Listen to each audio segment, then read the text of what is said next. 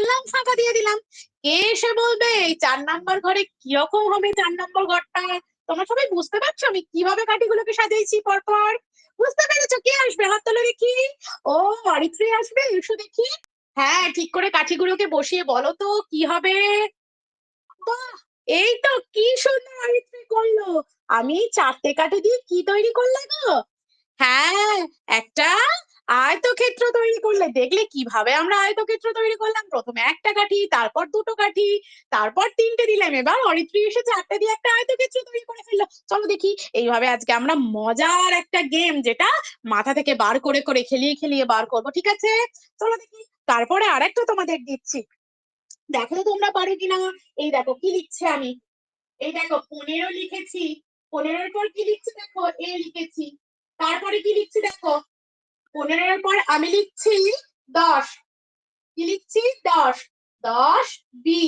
তারপর দেখো কি লিখছি, 15 সি।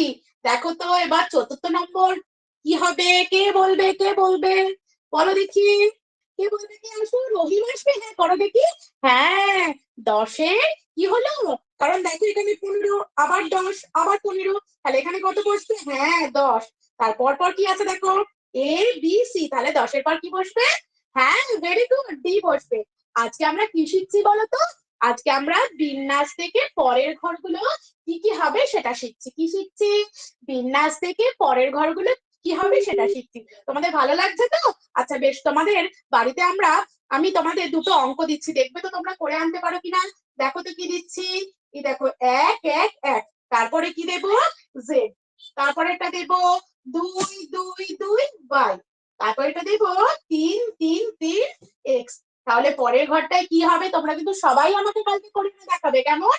তোমাদের ভালো লেগেছে এই গেমটা? এটা কিন্তু একটা গেম, তোমরা কিন্তু তোমাদের মধ্যে খেলতে পারো। হ্যাঁ, যখন তোমরা বসে থাকবে তখন কিন্তু তোমরা এই গেমটা নিজেদের মধ্যে খেলতে পারবে, খুব মজা হবে। তোমরা কিন্তু পরের দিন এটা এসে আমাকে দেখাবে কেমন করে করলে, ঠিক আছে? ধন্যবাদ স্যার। আচ্ছা ম্যাডাম, ভালো হয়েছে। টপিকটা কিছু, ধন্যবাদ স্যার, হয়ে গেছে। আচ্ছা টপিকটা